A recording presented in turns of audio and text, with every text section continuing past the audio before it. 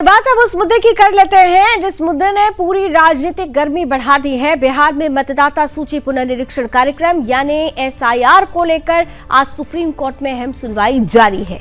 Justice Suryakant और justice जयमाला बागची की अध्यक्षता में वाली 2 सदस्यीय बेंच इस पूरे मामले की संवैधानिक वैधता को चुनौती देने वाली याचिकाओं पर विचार कर रही है। पिछली सुनवाई में सुप्रीम कोर्ट ने एसआईआर पर रोक लगाने से इनकार किया था और चुनाव आयोग को प्रक्रिया पूरी करने का निर्देश दिया था। साथ ही स्पष्ट ये कर दिया था कि अगर बड़ी संख्या में मतदाताओं के नाम हटाए गए तो कोर्ट हस्तक्षेप करेगा। मामला तब गरमाया जब ड्राफ्ट सूची में 65 लाख नाम हटाए जाने का विवाद सामने आया। एसोसिएशन फॉर डेमोक्रेटिक रिफॉर्म यानी एडीआर ने याचिका दायर कर दावा किया कि बिना उचित कारण इतनी बड़ी संख्या में मतदाता प्रभावित हो रहे हैं। उनका कहना है कि यह प्रक्रिया लोकतांत्रिक अधिकारों के खिलाफ है। इस बीच मंगलवार की सुनवाई से पहले चुनाव आयोग ने सोमवार को सुप्रीम कोर्ट में अपना हलफनामा भी दाखिल किया। आयोग ने कहा कि वो कानूनी प्रक्रिया के तहत अपना काम कर रहा है और ड्राफ्ट सूची से हटाए गए नामों की अलग सूची बनाना अनिवार्य नहीं है। आयोग का तर्क है कि जिनका नाम ड्राफ्ट सूची में नहीं होगा उन्हें आदेश के जरिए सूचित किया जाएगा, लेकिन इस सूची को सार्वजनिक करने का कोई कानूनी प्रावधान नहीं है। चुनाव आयोग ने यह भी कहा कि याचिकाकर्ता लिस्ट को अधिकार के रूप में नहीं मांग सकते हैं और सुप्रीम कोर्ट को गुमराह करने के लिए उन पर हर्जाना लगाना चाहिए। आज की सुनवाई में यह भी तय होगा कि आगे एसआईआर प्रक्रिया पर कोर्ट की क्या भूमिका रहेगी और क्या आयोग के तर्कों को न्यायालय स्वीकार करता है।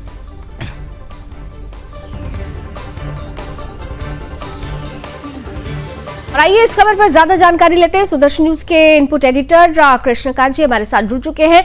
न्यूज रूम सीधे लिए चलते हैं आपको। कृष्णकांत जी, सबसे इंपॉर्टेंट ये है कि ये सुनवाई चल रही है और आयोग ने ये कहा था कि जो लोग याचिका लेकर पहुंचे उनको ये सोचना चाहिए कि हमने जो लिस्ट अभी जारी की है वो एक ड्राफ्ट रोल है।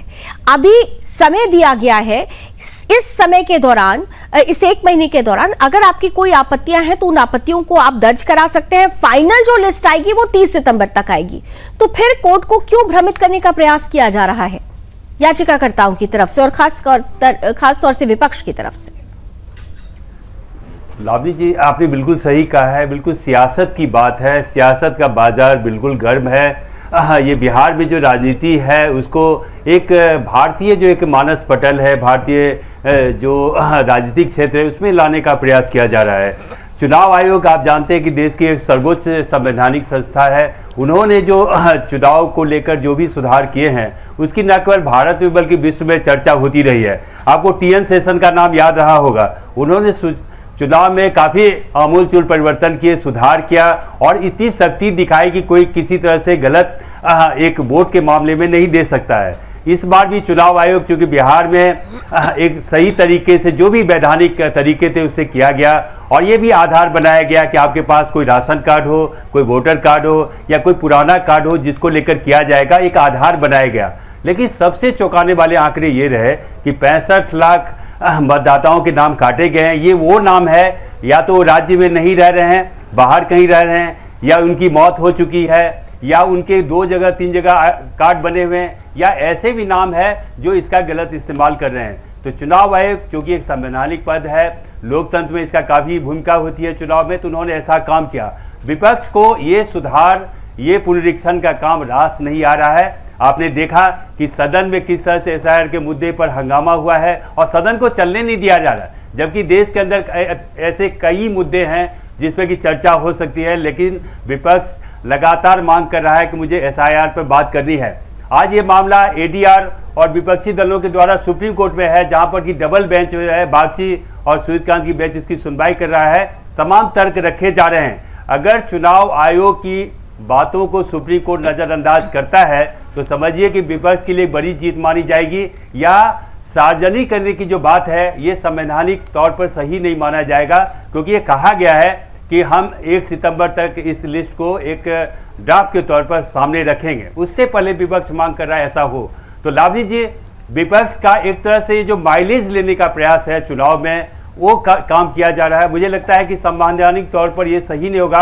और कृष्णकांत जी, क्या आपको लगता है कि आपने बिल्कुल ठीक कहा कि विपक्ष पॉलिटिकल माइलेज लेना चाहता है, लेकिन यहाँ पर विपक्ष बहुत कंफ्यूज्ड है। एक तरफ वो कहता है कि वोट चोरी हुई है, दूसरी तरफ उसी वोट चोरी के लिए ही तो ये क्लीनिंग प्रोसेस है जो SIR है।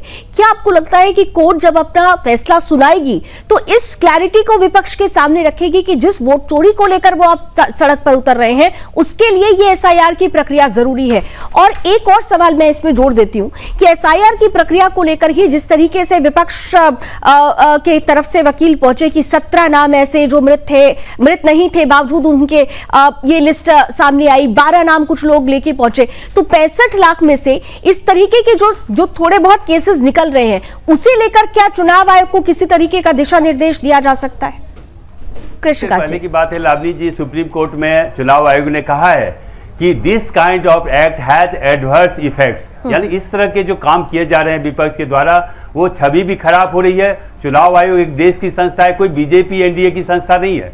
चुनाव आयोग पहली बार ऐसा काम नहीं कर रहा है। चुनाव आयोग स्वतंत्र भारत के इतिहास में ये कई बार ऐसे मौके आए हैं, चुनाव आयोग अपने काम को करता रहा है। विपक्ष को सिर्फ माइलेज चाहिए, विपक्ष को एक स्पेस चाहिए। आपने देखा कि आज भी तख्तियां लेकर लोग प्रदर्शन कर रहे हैं, कल भी सदन को रोक सा दिया गया। आप सदन में बात नहीं करते, जो जगह है आपके लिए न्यायालय व्यवस्था को देखने का काम है, न्यायिक व्यवस्था को देखने का काम है, और ये जो संवैधानिक काम है उसको न्यायालय में नहीं बल्कि संसद में लड़ा जाना चाहिए। और तो विपक्ष ये बिल्कुल ही हर मामले को सार्वजनिक करने का प्रयास करता है। ये SIR का मुद्दा नहीं है। आपने ऑपरेशन सिंदूर में देखा, पहलगाम में हमने कार्रवाई की, वायुसेना और हमारी सभी सेनाओं ने जो पराक्रम दिखाया उसमें भी सवाल उठ रहे हैं। भारत की जो अलग नीति है उसमें भी सवाल उठ रहे हैं। बिल्कुल, लोकतंत्र की ताकत और उस ताकत को कमजोर करने की एक पॉलिसी विपक्ष ने बना ली है, लेकिन अब कोर्ट के विवेक पर भी बहुत कुछ निर्भर करेगा, क्योंकि संस्थाओं को कमजोर करने का ये जो प्रयास है वो निश्चित रूप से लोकतंत्र की नींव को भी कमजोर कर सकता है। बहुत बहुत धन्यवाद कृष्णकांत जी हमारे साथ जुड़ने के लिए, विस्तार से इस पर जानकारी देने के लिए। नजर बनी रहेगी, सुनवाई अभी जारी है, कोर्ट का क्या फैसला आता है इस पर अपडेट लेकर आपके बीच जरूर आएंगे।